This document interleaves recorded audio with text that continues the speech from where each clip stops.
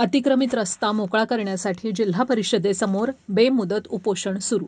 चिचोंडी पाटीलचे सरपंच शरद पवार यांच्यासह ग्रामस्थांचंही आंदोलन. अहिल्यानगर नगर तालुक्यातील चिचोंडी पाटील इथला अतिक्रमित रस्ता मोकळा करण्याच्या मागणीसाठी गावचे सरपंच शरद पवार यांच्यासह ग्रामपंचायत पदाधिकारी ग्रामस्थांच्या वतीनं आजपासून म्हणजे शुक्रवारपासून जिल्हा परिषदेसमोर बेमुदत उपोषण सुरू करण्यात आलेलं आहे. या उपोषणामध्ये सरपंच शरद पवार, उपसरपंच विश्वसागर कोकाटे, दत्तूरामभाऊ धुळे, अरुण दवणे, महादेव खडके, बन्सी खेडकर, शंकर सरोदे, विजय कोकाटे, भारती इथापे, द्वारकाबाई देवकर यांच्यासह महिला मोठ्या संख्येनं सहभागी झालेल्या आहेत.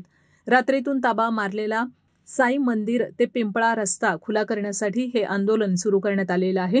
चिचोंडी पाटील येथील प्रभाग क्रमांक 1 मधील साईनगर मधील साई मंदिर ते पिंगळा रस्त्यावर अनधिकृतपणे ताबा मारून रस्त्यावर अतिक्रमण करण्यात आलेलं आहे.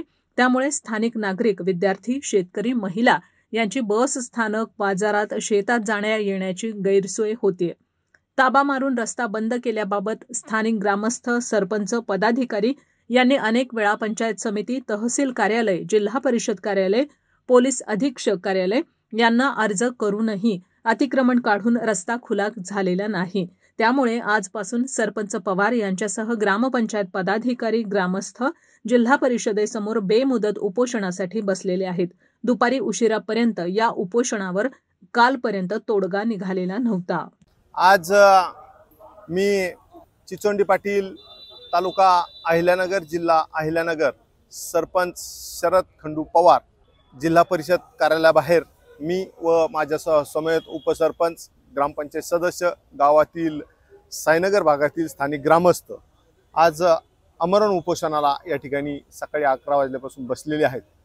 आमच्या आमरण उपोषणाचा मुख्य विषय असा आहे, मागील काही दिवसापूर्वी गावातील काही नागरिकांनी प्रभाग क्रमांक 1 साईनगर भागातील साई मंदिर ते पिंपळा रस्त्यावर बेकायदेशीर अनधिकृतपणे अतिक्रमण रात्री केलं.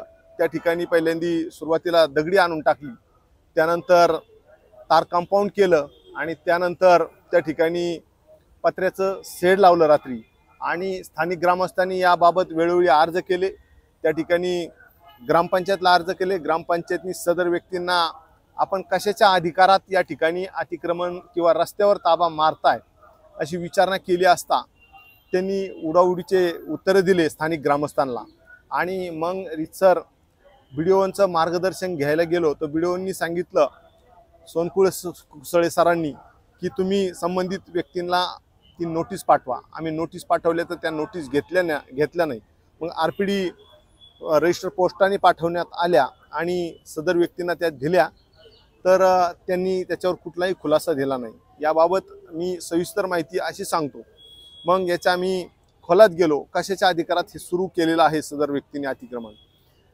1978ला चिचोंडी पाटील गावातील गरीब नागरिकांना जिल्हा अधिकारी कार्यालयाकडून जिल्हाधिकाऱ्यांनी या ठिकाणी 1 ते 77 प्लॉट असे 720 यामध्ये वाटले होते. आणि त्या ठिकाणी तो जो 720 त्या ठिकाणी शासनाने ताब्यात घेतला.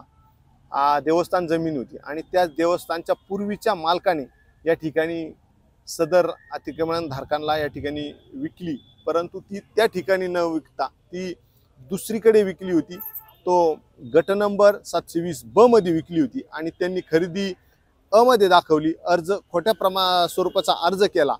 तत्कालीन ग्रामपंचायत बॉडीला हाताशी धरून त्यांनी तो, किंवा त्यांना त्याच्यातली माहिती नसल्या कारणाने त्यांच्याकडून ती चुकून नोंद होऊन गेली आणि नोंद झाल्याने या ठिकाणी त्यांनी त्या चुकीच्या नोंदीचा फायदा घेऊन अचानकच त्या ठिकाणी रात्री ताबा मारला.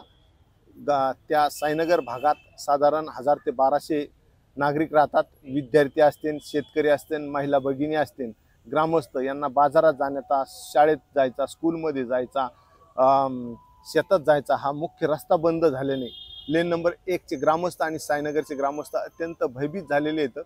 आणि त्यांनी वेळोवेळी मला अर्ज केले. मी सुद्धा या वरिष्ठ कार्यालयाला अर्ज केले, त्यांनी सुद्धा या ठिकाणी दखल घेतली नाही. आणि शेवट आज या ग्रामस्थांनी आणि आम्ही एक पवित्रा घेतला. आम्ही भारतीय राज्यघटनेचे शिल्पकार भारतरत्न डॉक्टर बाबासाहेब आंबेडकरांनी जो आम्हाला अधिकार दिलेला आहे, घटनेच्या माध्यमातून आम्ही त्या ठिकाणी आमरण उपोषण सकाळी सुरुवात केलेले. अखंड हिंदुस्थानचे आराध्य दैवत छत्रपती शिवाजी महाराज, अहिल्याबाई होळकर, त्याचबरोबर महात्मा फुले आणि शहीद भगतसिंग यांना या ठिकाणी विनम्र अभिवादन केलं आणि उपोषणाला सुरुवात झालेली आहे. सदर व्यक्तींनीच या ठिकाणी गावातील काही नागरिकांना त्रास देऊन त्यांच्या जमिनी बेकायदेशीर बळकावल्या होत्या.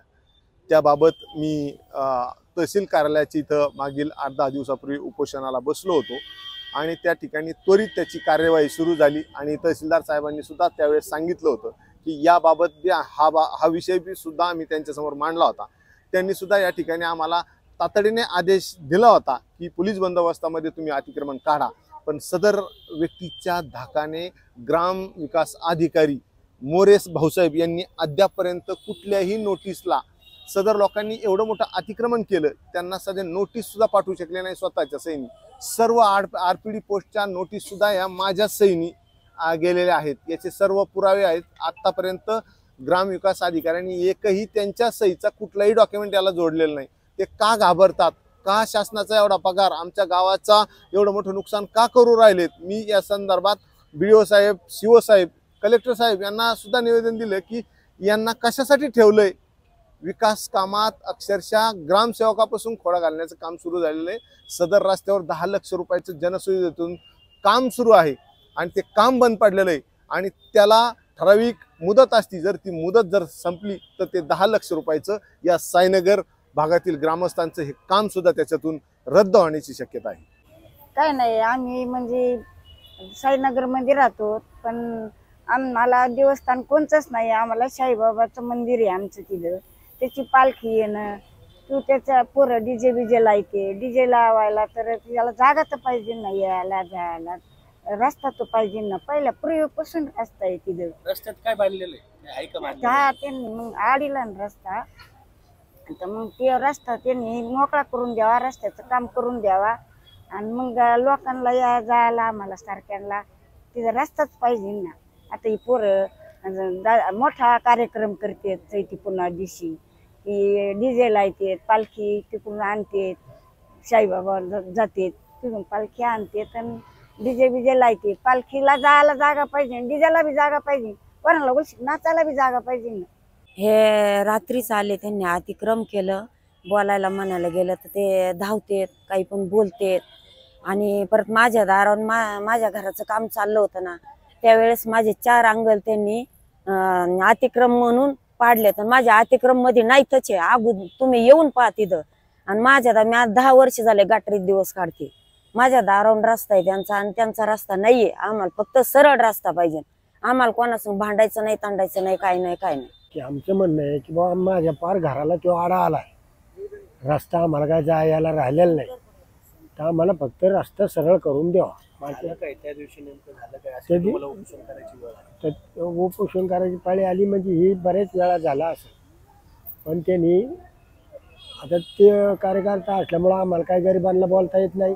त्यांनी त्यांच्या दबावाखाली त्यांनी कंपाऊंड केलं.